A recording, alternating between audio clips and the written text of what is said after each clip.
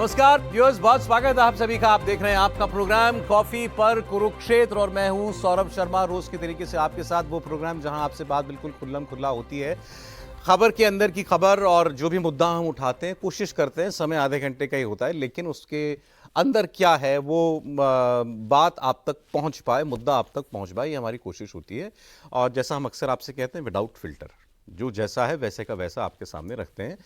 देखिए, अभी भी हमारे देश के अंदर ये जो ईरान और इजराइल के बीच जंग जैसे हालात बने हुए हैं, बल्कि जंग शुरू ही हो चुकी है, उसको लेकर के हमारे यहाँ पर बहुत से लोग जो हैं अपने आप को जुड़ा पा रहे हैं ईरान के साथ। या उससे पहले हिजबुल्लाह और इजराइल के बीच में जो जंग चल रही थी और हिजबुल्लाह के जो चीफ थे वो मारे गए थे, उसको लेकर के हमारे यहाँ बहुत प्रदर्शन हुए। तो ये सवाल लोगों के मन में आया, जो लोग नहीं समझते इसको, कि भाई ये आखिर ये जुड़ाव क्या है, क्यों हमारे यहाँ पर कोई आदमी जो है वो ईरान में कुछ हो रहा है या ईरान और इजराइल की लड़ाई हो रही है उससे क्यों अपने आप को जुड़ा हुआ महसूस कर रहा है। हिजबुल्लाह से हसन नसरुल्लाह से भारत के मुसलमान का लेना देना क्या। तो इस पर एतराज करने वाले बहुत सारे लोग हैं और हमारे प्रोग्राम में भी वो बातें हुई, कल भी हुई। लेकिन आज हम आपको इस कहानी का या इस मुद्दे का दूसरा पक्ष सुनाने जा रहे हैं, बताने जा रहे हैं। वो लोग आज हमारे सामने होंगे जो कहते हैं कि भाई हाँ, ईरान में अगर आयतुल्लाह हैं तो हम आयतुल्लाह को मानते हैं। आज उनका जो आयतुल्लाह वहाँ पर हैं, अली खमेनी साहब, उनका आज खिताब कह लीजिए, भाषण कह लीजिए, या दुनिया के मुसलमानों के नाम उनका संदेश आज सामने आया है और उसमें उन्होंने बहुत सारी बातें कही, उसकी हम लोग बात करेंगे। मैं आपको पहले मेहमानों से मिलवा देता हूं और आप अपनी जो आपके जो भी कमेंट्स हो, #कॉफी पर कुरुक्षेत्र, रिपीट कर रहा हूं, #कॉफी पर कुरुक्षेत्र टाइप कीजिए, सोशल मीडिया पर लिखिए, एक्स पर लिखिए, आपके सवाल हम तक पहुंचेंगे। इसी प्रोग्राम में आपके कॉमेंट्स और सवाल हम लेने की कोशिश करेंगे। हमारे साथ मेहमान आज मौजूद हैं मुमताज़ आलम रिजवी साहब, इस्लामिक स्कॉलर हैं। आप उनको अक्सर टीवी पर सुनते हैं, इंडिया टीवी पर भी सुनते हैं। बहुत स्वागत सर आपका आज हमारे इस प्रोग्राम में कॉफी पर कुरुक्षेत्र में। सैयद बहादुर अब्बास नकवी साहब हमारे साथ हैं, जनरल सेक्रेटरी अंजुमन हैदरी जोरबाग, न्यू दिल्ली। सर बहुत स्वागत आपका भी हमारे प्रोग्राम में। तीनों लोग आज खैर पहली बार ही आ रहे हैं। और हमारे साथ अशरफ जैदी साहब हैं। अशरफ जैदी साहब इंटरनेशनल अफेयर्स के एक्सपर्ट हैं और खास तौर पर दुनिया के जिस हिस्से में आजकल ये जंग के बादल छाए हुए हैं उसको बहुत अच्छे से जो है वो समझते हैं। मेरी बड़ी लंबी चौड़ी बातचीत हो रही थी अभी इस प्रोग्राम को हम लोग जो आ रहे थे इससे पहले मुमताज साहब से। रिजवी साहब, देखिए सीधा सवाल है, आज खमेनी साहब का जो है खिताब हुआ है ईरान में, तो मैं सीधा से कह रहा हूं, भारत के मुसलमान का, to be more specific, Bharat के शिया मुसलमान का ईरान से, अयतुल्लाह खमेनी साहब से क्या लेना देना है, क्या कनेक्शन, क्या ये समझना है। बहुत बहुत शुक्रिया मिश्रा जी, सौरभ शर्मा जी, शर्मा जी। कोई बात नहीं। तो ये वाकई जानना चाहिए लोगों को मालूम होना चाहिए। सबसे पहली चीज़ ये कि हिंदुस्तान जिस सरज़मीन में हम रहते हैं वहाँ वासुदेव कुटुंबकम की बात होती है। दुनिया जो है वो एक गांव की मानिंद है और दुनिया में जहाँ कहीं भी इंसान है उससे हमारा रिश्ता है, ये हम मानते हैं। ये हिंदुस्तान की अपनी तहजीब है। दूसरी चीज़ ये कि हम कहते हैं कि अहिंसा परमो धर्मा, अहिंसा ही जो है वो परम धर्म है, ये हम मानते हैं। ये भी हिंदुस्तान का नारा है, हमारा नारा है। अब तीसरी बात, आप जुड़ाव की बात करते हैं, तो सबसे पहले हम इंसानी नुक्ते नज़र से उनको जुड़ा हुआ पाते हैं ईरान से। और ईरान नहीं बल्कि हर वो मकाम, क्योंकि आप देखिए कि महात्मा गांधी जो है वो ख़ुद अफ्रीका गए और किस तरीके से उन्होंने हिमायत की, या और भी आप देखिए आज भी हमारे हिंदुस्तान में देखिए जो हमारी मौजूदा सरकार है, कोई कुछ भी कहे लेकिन जंग के ख़िलाफ़ वो हमेशा रहे हैं। यूएनओ में भी आप देखिए कि उन्होंने जंगबंदी की ही हिमायत की कि जंगबंदी होनी चाहिए, ठीक है। फ़िलिस्तीन के साथ रहे, अटल बिहारी वाजपेयी ने भी ये कहा कि नहीं, फ़िलिस्तीन जो है फ़िलिस्तीनियों का, यानी मज़लूम की हिमायत की। उनसे कोई सवाल नहीं करेगा या उनके हामी उससे कोई सवाल नहीं करेगा कि अटल बिहारी वाजपेयी ने क्यों तकरीर की। पॉलिटिकल बात ही नहीं कर तो रहा नहीं, मैं पॉलिटिकल नहीं कह रहा हूँ, मैं बिल्कुल पॉलिटिकल नहीं कर रहा हूँ, बिल्कुल शर्मा जी, मैं बिल्कुल पॉलिटिकल बात नहीं कर रहा हूँ, क्योंकि डायरेक्ट हम 1 to 1 नहीं बता सकते, इसलिए मैं बता रहा हूँ रिश्ता। तो एक तो भारत का रिश्ता ये है कि हमेशा जहाँ मजलूम होते हैं वहाँ भारत होता है, वहाँ हिंदुस्तान की आवाज़ होती है कि जुल्म बंद हो, जंग किसी मसले का हल नहीं है। अब जहाँ तक आप ईरान का ताल्लुक़ है, तो ईरान से हमारे रिश्ते, चूँकि ईरान जो है वो 6000 साल पुरानी सभ्यता है और दूसरी सबसे कदीम और पुरानी सभ्यता हिंदुस्तान की है। कोई भी जब भी डेलीगेशन मिलता है सबसे पहले तहजीब पर बात होती कि हमारी दोनों तहजीबें बहुत करीब हैं। आप देखेंगे तो एक तो आर्यन के दौर से भी हमारा रिश्ता रहा है, फिर अगर आज के दौर में देखेंगे तो तजारती रिश्ता भी हमारा बहुत मजबूत है। उस एतबार से भी हमारे एजुकेशन सिस्टम में भी वहाँ के लोग आते हैं, यहाँ से भी लोग जाते हैं। अमेरिका से लाख ताल्लुकात ईरान के ख़राब रहे हों, इजराइल से ख़राब रहे हों, लेकिन भारत के रिश्ते रहे हैं ईरान से। यानी जब बैन लगा था उसके बावजूद ईरान से हमारे रिश्ते रहे, कभी जो है हटे नहीं। तो इस एतबार से भी और यहाँ जहाँ तक शिया का ताल्लुक़ है, जैसा कि आपने कहा, तो यकीनन हम यहाँ बैठे सभी आप भी शिया हैं, सभी लोग शिया हैं। जी हाँ। तो मैं आपको बताऊं कि एक तो ये कि मिसाल तौर पर जैसे मैं रिजवी लिखता हूं, तो ये 8वें इमाम अली रज़ा, और उनकी जो कब्र है वो मशहद में है, ईरान में है। ओके। तो हम चूंकि मानते हैं उनके, हम अपने आप को उनकी नस्ल का मानते हैं, सैयद हैं, ठीक है, तो इसलिए जुड़ना तो फितरी है, इसमें कोई दो राय है नहीं कि उनसे रिश्ता नहीं है। तो एक तो रिश्ता ये हम आपको बता दें डायरेक्ट। दूसरा ये कि हमारे यहाँ एक तकलीद का तस्वुर है। तकलीद का मतलब ये है कि हम किसकी क़यादत में, क्योंकि बग़ैर इमाम के, बग़ैर रहनुमा के कोई आदमी, कोई कौम जो है वो रह नहीं सकती है। लीडरशिप जो है, मैं पॉलिटिकल बात नहीं कर रहा हूँ, ये मैं बात कर रहा हूँ रिलीजियस, रूहानी एतबार से, मजहबी एतबार से। तो तकलीद में जो है जो मरजा होते हैं, जो सबसे बड़े बुजुर्ग आलिम, जो सबसे, तो उनकी तकलीद में हर शिया होता है कि वो जो कहेंगे, ठीक है। हमारे यहाँ ऐसे नहीं जैसे आमतौर से फतवे आते हैं, ऐसे नहीं होता है, बल्कि एक गाइडलाइन है कि कैसे आपको ज़िंदगी गुजारनी है, कैसे हालात से आपको रहना है, मुकाबला। तो किनकी लीडरशिप मानते हैं शिया? अभी जो है हम तो एक तो आयतुल्ला सिस्तानी साहब हैं जो इराक़ में हैं, और दूसरा जो है आयतुल्ला खामनाई साहब हैं, ये रूहानी पेशवा हैं जिन्होंने आज ईरान में जिन्होंने बात कही है। जी खुतबा दिया। तो ये अलग अलग, अच्छा, दोनों की चूँकि नज़रियात एक हैं, और ये दोनों जो हैं अभी और वजाहत करेंगे, दो हज़रात बैठे हैं कि ये आयतुल्ला इमाम खुमैनी, तो ये दोनों जो है उनके नज़रिए को फॉलो करते हैं, ठीक है। तो इसलिए दोनों को हम लोग भारत के जो शिया मुसलमान हैं वो अली खमैनी साहब ईरान वाले और अली सिस्तानी साहब इराक वाले, इन दोनों की लीडरशिप को मानते हैं। रिलीजियसली आप उनको अपना लीडर मानते हैं। रिलीजियसली चूँकि तकलीद इतनी बड़ी चीज़ है, इतनी अहमियत की हामिल चीज़ है कि हमारे यहाँ जो मज़हब में, हमारे दीन में ये कहा गया कि अगर कोई शिया है और वो तकलीद में नहीं किसी की, तो ना उसकी नमाज जुमा होगी, ना नमाज जनाजा होगी, किसी को फॉलो करना पड़ेगा उसको। हाँ, किसी को क्योंकि देखिए जब बगैर गाइड के तो आप वो आपके लीडर हैं, वो आपके गाइड हैं, मानते हैं ये हमारे रिलीजियस लीडर एंड गाइड हैं। बिल्कुल ये अच्छा, अब ये उनका कहा कितना मायने रखता है आपके लिए, एक शिया मुसलमान के लिए? खamenei साहब का उन्होंने कुछ कह दिया, उन्होंने कोई आदेश दिया, जैसे आज उन्होंने कुछ बातें कही हैं, ये जंग जायज़ चल रही है, फिलिस्तीन की जंग जो है वो जायज़ है, मतलब वो जो भी कहेंगे कितना बाइंडिंग है एक शिया मुसलमान पे, ये मैं समझना चाह रहा हूँ। देखिए ऐसा है कि अभी जो बात हुई, रसूलुल्लाह सल्लल्लाहु अलैहि वसल्लम ने कहा है कि सब मुसलमान एक जिस्म की तरह हैं, अगर अंगूठे में भी चोट लगेगी तो सर में दर्द होगा, सीधी सी बात है। इसीलिए जो बात जब होती है कि अगर पूरी दुनिया में कहीं पर भी जुल्म हो रहा है किसी के ऊपर, पहले तो इंसानियत सबसे ऊपर है, तो उसके खिलाफ हमेशा से शिया कम्युनिटी तो सबसे आगे खड़ी रही है। और इमाम हुसैन अलैहिस्सलाम का जो आपने देखी कुर्बानी, वो टोटल ह्यूमैनिटी के लिए थी। तो आप एक चीज़ देखेंगे, चाहे खामनेई साहब हों, चाहे आयतुल्ला सैयद हसन नसरुल्लाह साहब हों या सिस्तानी साहब हों, कहीं पर भी वो किसी इनोसेंट आदमी की जान लेने की बात करते हुए नहीं दिखाई देंगे।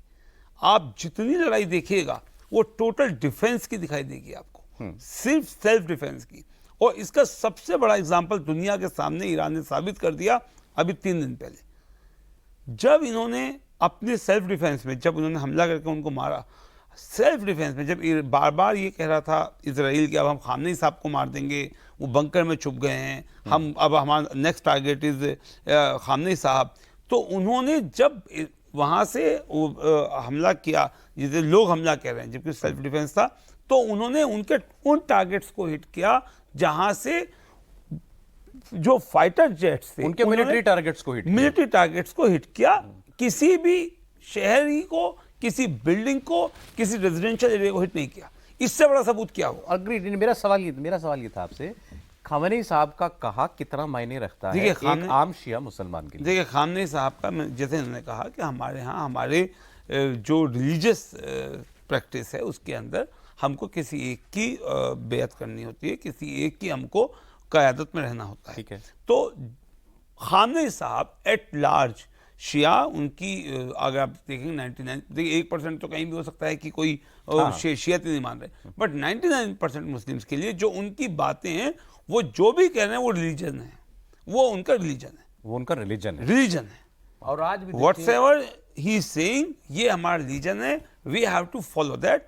क्योंकि वो कभी भी वायलेंस की बात नहीं कर सकते, कभी भी किसी ऐसी बात को नहीं कर सकते। वो हमें, हमारे गाइड हैं जो हर सिचुएशन में बताते हैं कि आपको अपनी जिंदगी किस तरह जीनी है। आज भी उन्होंने, आप उनका संदेश देखिएगा, कहीं पर भी वो किसी इंडिविजुअल के मानने की बात नहीं करते हैं, वो एक ही बात करते हैं। देखिए, समझिए बात, हमें दुनिया को एक बात समझनी होगी। हिजबुल्लाह जो है, हिजबुल्लाह एक पॉलिटिकल पार्टी है। हिजबुल्लाह कोई आतंकी संगठन नहीं था जिसको इस तरीके से इजराइल ने नेट करने की कोशिश करी। हिजबुल्लाह के वहां पर कैबिनेट मिनिस्टर्स हैं, हिजबुल्लाह के वहां पर एमपीज हैं, हिजबुल्लाह वहां की रूलिंग पार्टी के गवर्नमेंट के पार्ट हैं। और एक पॉलिटिकल पार्टी के हेड को, जैसे यहाँ पर राहुल गांधी को कोई बंक मार दे, क्या हम चुप रहेंगे? हम बीजेपी वाले हैं, शिया मान लीजिए, क्या हम चुप रहेंगे? नहीं, लेकिन अच्छा कि क्या कोई राहुल गांधी को मार अच्छा सकता कि है? आपने बात छेड़ दी। हसन नसरुल्लाह जो चीफ थे हिजबुल्लाह के, जिनको मारा इजराइल ने, हसन नसरुल्लाह को आप केवल एक पॉलिटिकल पार्टी के चीफ के तौर पर ही मानते हैं? हाँ। या वो रिलीजियस फिगर भी थे? रिलीजियस फिगर भी थे, हमारे मौलाना थे, वो आयतुल्लाह थे, वो भी आयतुल्लाह थे? वो भी आयतुल्लाह थे, मगर उनकी क़यादत उस तरीके से नहीं है। खामनेई साहब और सिस्तानी साहब की जो है, उनका दर्जा अलग है, उनका दर्जा अलग है, लेकिन सुप्रीम लीडर। हाँ, सुप्रीम लीडर। सुप्रीम लीडर जो है, उनकी एजुकेशन, उनका मर्तबा, उनका रुतबा। अच्छा, वो सुप्रीम लीडर खामेनी साहब जो हैं, सुप्रीम लीडर केवल ईरान के हैं या हर शिया के सुप्रीम लीडर? नहीं, हर नहीं, जो भी उनकी क़यादत में है, जो लोग मानते हैं, एट लार्ज पूरी दुनिया में लोग उनको फॉलो करते हैं। नहीं, जैसे आप भी उनको मानते हैं? हाँ, भी मानते आप भी मानते हैं, आप भी मानते हैं, आप आता हूं मैं भी, इधर आप भी उनको सुप्रीम लीडर मानते हैं? सुप्रीम लीडर मानते हैं। मेरी जिंदगी में जो कुछ भी ये कह देंगे, हाँ, वो मेरे लिए आदेश है। रिलीजन सी उनका, अगर आप जाइएगा वेबसाइट पे, मैं एक और बताता हूँ तरीका, आम हमारे हिंदू भाइयों के लिए भी, sistani.org आप डालिएगा, आप उसमें क्वेश्चन आंसर दिखाए भी हुए हैं। आप कोई भी क्वेश्चन आप उसके ऊपर डालिए तो आपको इमीडिएट आंसर आ जाएगा कि आपको किस तरह रहना है, आपको किस तरह चलना है। तो एक ही इतना इजी तरीका है समझने का, the thought process of Shias and Khamenei साहब एंड सिस्तानी साहब। आप वेबसाइट पर जाइए, क्वेश्चन पुट कीजिए, कल तक आपको जवाब आ जाए। नहीं, बस मैं इतना ही जानना चाहता हूँ, जो हम, क्योंकि ये तो हम सुनते हैं कि खामेनी साहब मतलब supreme leader of Iran, but he is not just supreme leader of Iran, he is the supreme leader of anybody who believes in it across the world. ये पॉलिटिकल, हाँ, रिलीजियस, इसीलिए मैंने आप इसमें पॉलिटिकल को अलग कर रहे हैं। और इसमें पॉलिटिकल अलग कैसे? बिल्कुल अलग। इसमें पॉलिटिकल अलग कैसे? देखिए, अलग ऐसे है कि जो तकलीद जिसकी बात दोस्तों ने की है, तकलीद उस शख्स की होती है शिया कम्युनिटी में जो मर जाओ। तकलीद का मतलब फॉलोअरशिप, फॉलो उसको किया जाता है जो मर जाओ। मर जाओ वो होता है कि जो सारे मौलवियों में और मुज्तहिदों में सबसे ज़्यादा पढ़ा लिखा हो। ठीक है। उसका एक सिलेबस है, उसका एक क्राइटेरिया है ये तय करने का कि कौन मर्जा है और कौन मर्जा नहीं है। वो उसके लिए भी एक कमेटी होती है, वो तय करती है कि ये हम सब मुज्तहिद हैं, लेकिन हम सब में सबसे काबिल शख्स ये है। तो जो शिया कम्युनिटी है पूरे वर्ल्ड के अंदर, वो इसको फॉलो कर सकती है। इस वक्त जो सबसे ज़्यादा तकलीद होती है पूरी दुनिया में, वो दो ही लोगों की होती है। एक सिस्तानी साहब हैं जो इराक़ के अंदर हैं, और दूसरे खामनेई साहब हैं जो ईरान के सुप्रीम लीडर भी हैं। यानी वो एक मुज्तहिद और मर्जा हैं शिया कम्युनिटी में, सबसे दो लोगों में सबसे बड़े। और लेकिन प्लस पॉइंट उनके साथ ये है कि वो एक कंट्री के सुप्रीम लीडर भी हैं। ठीक है। चूँकि शिया कम्युनिटी में जो लीडरशिप का कॉन्सेप्ट है वो यही है कि जो रिलीजियस में सबसे ज़्यादा पढ़ा लिखा होगा, आलिम दीन होगा, उसी को हुकूमत करने का इख्तियार है। ये शिया कम्युनिटी मानती तो है। फिर इसीलिए यहाँ तो एक हो गए पॉलिटिकल और रिलीजियस। जी, यहाँ एक हो गए, इत्तेफाक से यहाँ पे एक हैं, और ये शियों के लिए बहुत खुशी की बात है कि एक है, चूँकि शिया पिछले 1400 साल से इसी लड़ाई के लिए लड़ रहा है। शिया चाहता है कि जो मसलन धर्म जो है वो दुनिया से अलग नहीं है। धर्म भी वही चीज़ है जो दुनिया और यानी सियासत और धर्म एक चीज़ है। शिया ये कहता है। वो मौला अली को, जो उनके पहले इमाम हैं, उनको ही खलीफा मानता है, इसीलिए कि वो सिर्फ धार्मिक या इमाम खाली रिलीजियस एक्टिविटी और एक्सरसाइज के लिए नहीं थे, बल्कि इमाम वो इमाम अली, उनके बाद इमाम हसन, इमाम हुसैन, और इसी तरह 12वें इमाम तक जो शिया कम्युनिटी का जो बिलीव्स है वो ये है कि वही लोग थे, उन्हीं को इख्तियार था हुकूमत करने का, उन्हीं को इख्तियार था हर मसले के सोल्यूशन देने का, चूँकि वो शख्स के जो इलाही नुमाइंदा है, यानी अल्लाह का रिप्रेजेंटेटिव है ज़मीन के ऊपर, जिसका कनेक्शन अल्लाह से ज़्यादा करीब है, वही इस दुनिया के सारी मुश्किलात को ज़्यादा बेहतर सोल्यूशन दे सकता है। ठीक है, वही हो सकता है असल लीडर, दुनिया का भी असल लीडर वही हो सकता है। उसके अंदर ज़्यादा कैपेबिलिटी है। अच्छा, ठीक है, ये हमने आज एक स्टेटस समझा और कनेक्शन समझा शियाओं का और आयतुल्लाह जो होते हैं उनका। एक बात क्लियर होगी। अब मैं उनसे नीचे आ रहा हूँ, नसरुल्लाह साहब की बात करते हैं। हसन नसरुल्लाह को अमेरिका हुआ, इजराइल हुआ और कोई शायद वेस्ट के और यूरोप वगैरह के देश होंगे, वो उनको आतंकवादी कहते हैं। ठीक, हमारे यहाँ भी अब जब ये प्रदर्शन वगैरह शुरू हुई ना हमारे यहाँ पर उनकी मौत के बाद, तो हमारे यहाँ ये हुआ कि भाई अच्छा, इनको तो आधी दुनिया आतंकवादी कहती है, तो फिर हमारे यहाँ लोग इनके सपोर्ट में क्यों खड़े हो गए, या इनके मारे जाने को इतना खराब क्यों मान रहे हैं?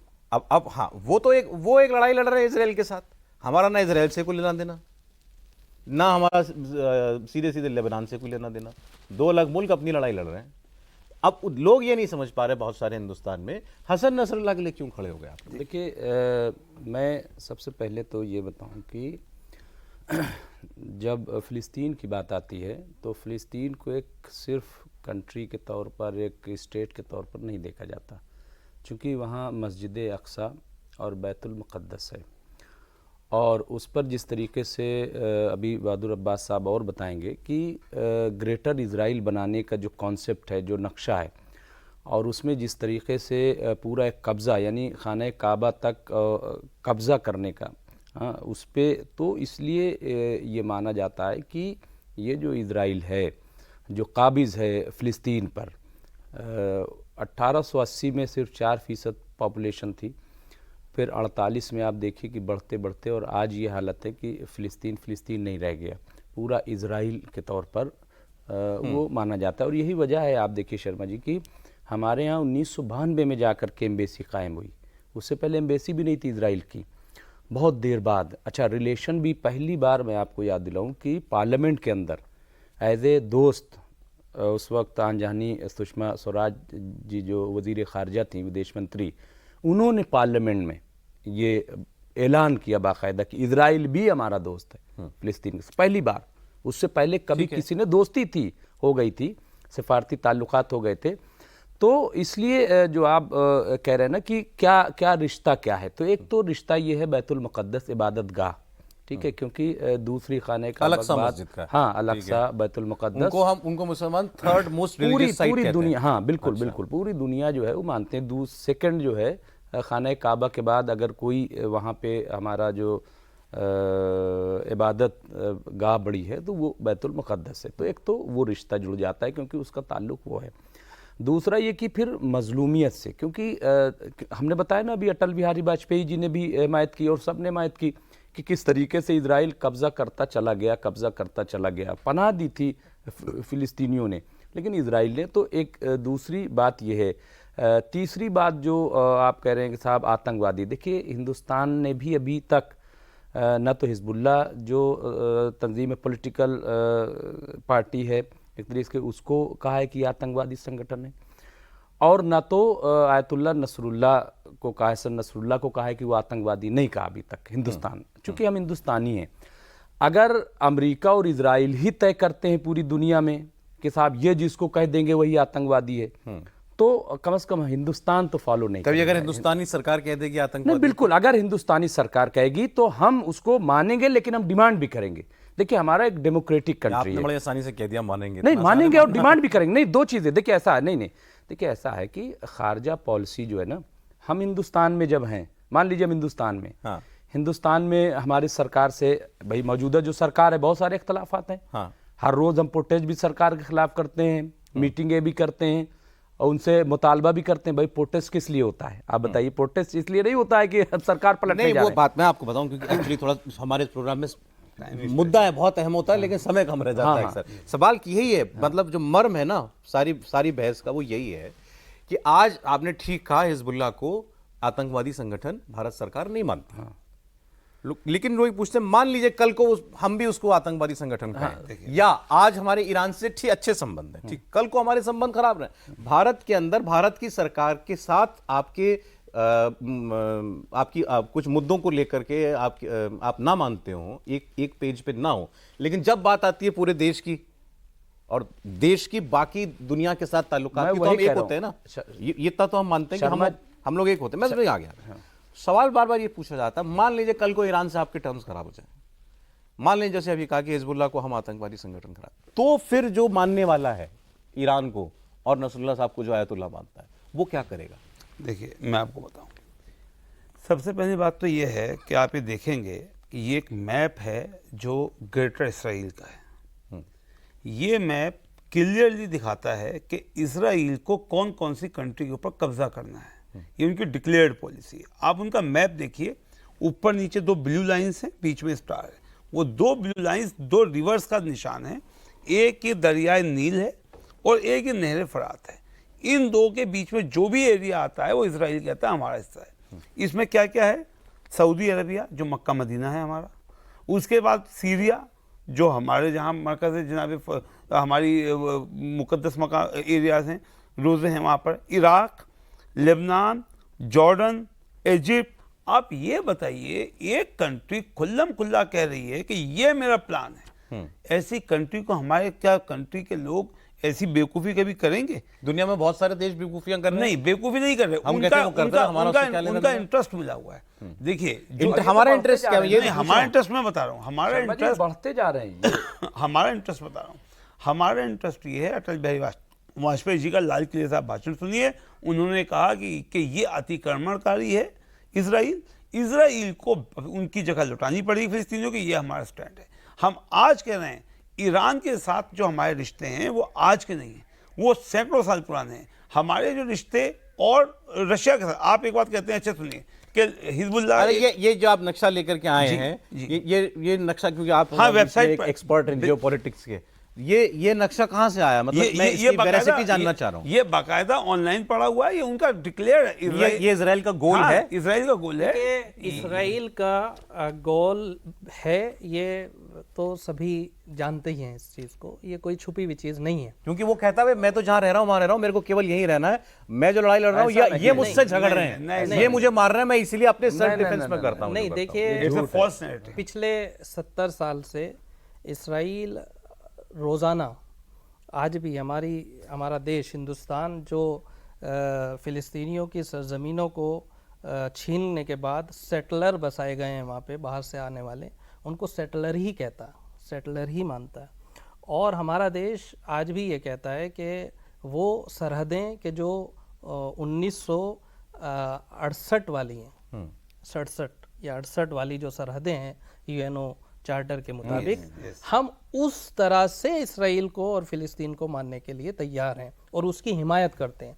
मोदी जी भी जाते हैं, वो भी हमेशा यूएनओ में उसकी वकालत करते हैं, और हमारे जितने भी फॉरेन मिनिस्ट्री है वो पूरा अपना जो ऑफिशियल स्टेटमेंट है उसका वो यही कहते हैं। लेकिन इसराइल है कि जो नहीं मानता और वो रोजाना उनकी बस्तियों को उजाड़ता है। एक सेकंड, क्योंकि बहस लंबी चली जाएगी। अभी हम लोग ये बात कर रहे थे कि एक हुआ हमारे देश में अगर कोई एक बात कही जाएगी हम उसको मानेंगे, अगर हमारा नेशनल स्टैंड है, भारत का स्टैंड इस मुद्दे पर ये है, तो हम उसको मानेंगे, भले दूसरी दुनिया कुछ और कह रही है। अब मैं आपके सामने रख रहा हूं एक, आज ही अली खमेनी साहब ने अपने किताब में बोला है, ईरान में तेहरान में ग्रैंड मॉस्क के अंदर, कि 7 अक्टूबर 2023 को इजराइल के ऊपर जो हमला हमास ने किया 1200 लोग उसके शहरी मारे और उनके 250 लोगों को अगवा करके लेके गए। उन्होंने कहा कि ये एक लीगल वैलिड कार्रवाई थी और ये जंग का हिस्सा था। उन्होंने उसको जायज बोला है। भारत सरकार उसको आतंकवादी हमला मानती है। ये भारत प्राइम मिनिस्टर की कही हुई बात है। अब मुझे बताइए इसमें आप किस तरफ खड़े हैं, किसको मानेंगे? अली खamenei साहब की बात मानेंगे या भारत के प्रधानमंत्री की बात मानेंगे? खामनेई साहब या हमारे प्रधानमंत्री मोदी जी उस जंग का हिस्सा तो है नहीं जो वहाँ जंग चल रही है। नहीं, हम बता तो रहे हैं, मेरी तो बात सुन लीजिए, हम जंग का हिस्सा नहीं है। अगर खामनेई साहब ने एक बात बताई है कि साहब ये उनकी जंग का हिस्सा था, तो ये तो उन दो नेशंस के बीच की बात है। अब उसके अंदर देखिए नहीं, ये यहाँ पर देखिए बात ये चल रही है खामनेई साहब ने जो कहा, because he is part of that whole system ना। मोदी जी तो एक प्राइमा फेशिया दिख रहा है कि ये तो हुआ, मगर आप ये बताइए जो नेतन्याहू अभी जब हम हिजबुल्लाह की बात कर रहे थे तो आपने मुझे ये लॉजिक दिया था कि भारत सरकार तो आतंकवादी नहीं मानती है हिजबुल्लाह को आतंकवादी संगठन, ना हसन नसरुल्लाह को मानती है। मैंने मानी आपकी बात। 7 अक्टूबर की जो हमास ने जो किया हमला, उसको भारत सरकार आतंकवादी हमला मानती है। अली खamenei साहब नहीं मानते। मैं पूछ रहा हूं कि इसमें भारत का जो शिया मुसलमान है वो किसकी बात को मानेगा?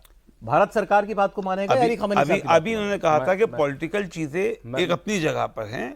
ये बात क्योंकि वो पॉलिटिकली वहां पर इन्वॉल्व हैं, ये उनको पता होगा कि उन्होंने उस जंग के अंदर क्या किया। आप किसको मान रहे हैं? मैं तो ये पूछ रहा हूं, आप किसकी बात को सच मान रहे हैं? मैं क्या कह रहा हूं, हमारे भारत सरकार ने जो कहा प्राइमा फेशिया दिखाई दे रहा है, वो उन्होंने एक बात बोली है, मगर हम उसका पार्ट एंड पार्सल नहीं है उस जंग का, हम उस जंग का हिस्सा नहीं है। तो आप खamenei साहब की बात पर एतबार करेंगे? नहीं, हम तो खामनेई साहब ने जो बताया उनकी जंग का अगर बताएं स्ट्रेटेजी तो होगी, क्योंकि वो तो जंग का हिस्सा है। भाई नहीं, चूज की जरूरत ही नहीं है। क्यों? मोदी जी हमारे प्रधानमंत्री हैं, वो हमारे रिलीजियस लीडर हैं। दोनों अलग अलग चीजें हैं। हमने उनको अपना प्रधानमंत्री नहीं माना। एक बात आपके प्रधानमंत्री ने कही, एक आपके रिलीजियस लीडर ने कही। किसकी बात मानेंगे? नहीं, प्रधानमंत्री ने जो बात कही है वो अपने इनपुट के हिसाब से कही है। आपस में अगर कॉन्ट्रडिक्शन है और जबकि होता नहीं है ऐसा, खामनेई साहब ने कभी भी किसी शिया को ये नहीं कहा कि वो जिस मुल्क में रह रहा वहाँ के कानून को ना माने। उनका सबसे ज़्यादा ताकीद इस बात पे है कि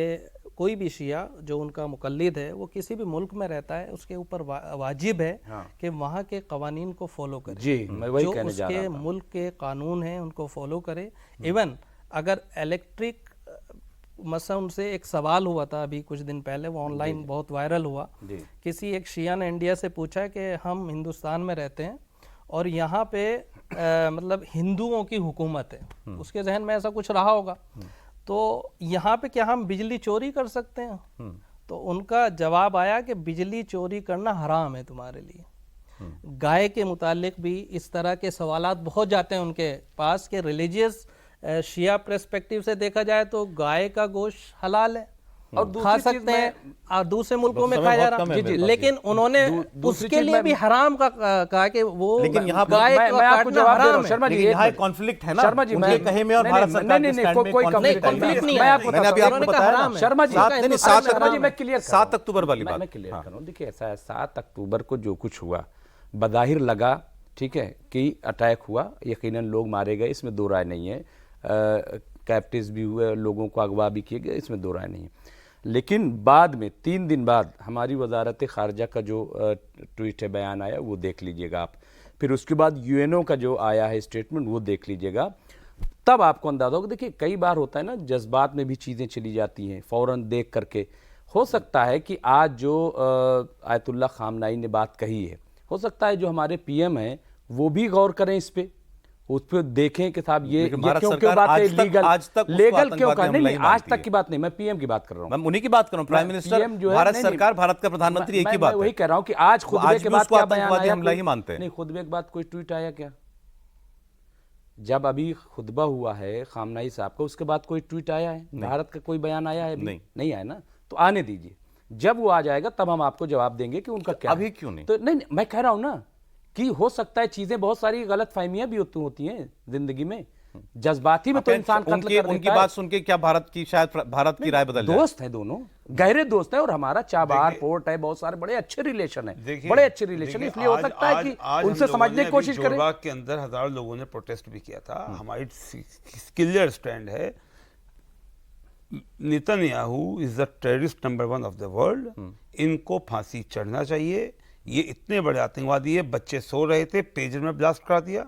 ये आतंकवादी घटना भारत से के बड़ी। प्रधानमंत्री कहते हैं मेरे दोस्त हैं, अभी नहीं, उन्होंने लिखा दोस्त, ट्विटर पे, देखिए दोस्त, मेरे दोस्त नेतन्याहू। नहीं दो उन्होंने, मगर ये एक भी बयान उनका दिखा दो कि मेरे दोस्त नेतन्याहू ने सही वो जो है पेजर फाड़ के ईरान जो को नहीं 3,000 लोग कहते। मारे हैं। ईरान क्या को वो नहीं ईरान को कहते। नहीं कहते मेरे दोस्त हैं? क्या रशिया को नहीं कहते हैं? और एक बात समझ लीजिए, आप तो आतंकवादी कह रहे हैं ना किनको? नेतन्याहू। नेतन्याहू में भारत का प्रधानमंत्री जिसको दोस्त कह रहा है, आप उसको आतंकवादी कह रहे हैं। ये आतंकवादी की, क्योंकि इनकी जो कार्रवाइयां हैं, हमारी 50,000 बच्चों, डेमोक्रेसी है। ये 50,000 ये बच्चों जमहूरियत है को, देश की। 50,000 बच्चों हमें को, इजाजत है इस वो बात ठीक है, इजाजत है। 50,000 इसलिए बच्चों कह रहे को हैं। अगर कोई मार दे वो आतंकवादी नहीं है। जो दूसरे देशों पर कब्जा करने के लिए अपना फ्लैग जारी करे, या फ्लैग देखिए कि मेरा निशानी है कि मुझे इन कंट्रियों पर कब्जा करना है, और बहाने बना बना के फर्जीवाड़े अरे सर, करके- आखिरी चीज समझने का समय रह गया, उतना भी समय नहीं, लेकिन फिर भी ये खामेनेई साहब को आप, शिया जो है अपना लीडर मानता है, रिलीजियस लीडर मानता है, अपना सुप्रीम लीडर मानता है, इसमें सुन्नी दुनिया कहाँ खड़ी है? सुन्नी दुनिया का उनसे क्या ताल्लुक है? मुझे शॉर्ट में बता सकें आप। नहीं नहीं, मैं बताता हूँ। देखिए, शिया खामनेई साहब को भी लीडर मानता है, रिलीजियस लीडर, और खामनेई साहब की पॉपुलैरिटी इसलिए ज़्यादा है कि वो दुनिया में रूनुमा होने वाले मुख्तलिफ हादसात, मुख्तलिफ वाक़यात पे अपनी प्रक्रिया देते हैं, इसलिए उनकी फॉलोइंग बहुत ज़्यादा है। और मैं समझता हूँ शिया ही नहीं, बल्कि फ़िलिस्तीन के इशू के ऊपर आज दुनिया का सुन्नी भी उनके साथ खड़ा है और उनकी बात को सुनने के लिए तैयार है। सुन्नी हर बात पर नहीं उनके साथ नहीं, हर बात पे उनके साथ नहीं है। बहुत सारे देश हैं सुन्नियों के बैतुल ऐसे मुक़द्दस तो एक ही है कि वो वहाँ पे उनके स्टैंड के साथ नहीं खड़े हैं, और फिलिस्तीन सब गज़ा सुन्नी को है। वो सपोर्ट नहीं कर रहे हैं। फिलिस्तीन सब सुन्नी है, नहीं, वो क्लियर समझ गया। फिलिस्तीन पर तो सारा मुसलमान एक है। बैतुल मुक़द्दस, मस्जिद अक़सा, मैं आपको बताता हूँ कि गज़ा के अंदर रहने वाले ज्यादातर सुन्नी हैं। हमास सुन्नी है। कोई भी शिया हाँ, नहीं है इस्माइल वहाँ पे। हानिया सुन्नी है। एक ये शिया आपने जो- नहीं मिलेगा वहाँ। देखिए, ये जो आपने लेकिन लगा रखा इमाम खामनेई की सपोर्ट और ईरान की सपोर्ट मोरालिटी की बेस पे है, ठीक है। एथिक्स की बेस पे है, एक मजलूम का साथ देने के लिए जो उनके right. अपने प्रिंसिपल और अपने उसूल हैं, उन उसूलों पे और चलते ईरान- हुए और वो ईरान उस- आ रहा है, आप उसके मानते हैं कि साथ आयत पढ़ रहा हूं वो उसूल कुरान की की। लड़ाई हसन नसरल्लाह लड़ रहे थे, बिल्कुल और इसलिए हम हसन नसरल्लाह के साथ हैं। और उनको आतंकवादी हमला करके मारा गया है, इसलिए हम इस आतंकवादी चलें। घटना के खिलाफ ये सिक्के का दूसरा रुख था, दूसरी तस्वीर थी जो आपके सामने आई। हर बहस के दो पहलू होते हैं, दूसरा पहलू हमने आज आपके सामने रखा। बहुत शुक्रिया, आप लोग वक्त निकाल कर हमारे स्टूडियो में आए, कॉफी पर कुरुक्षेत्र में आने के आप लोग बहुत बहुत धन्यवाद।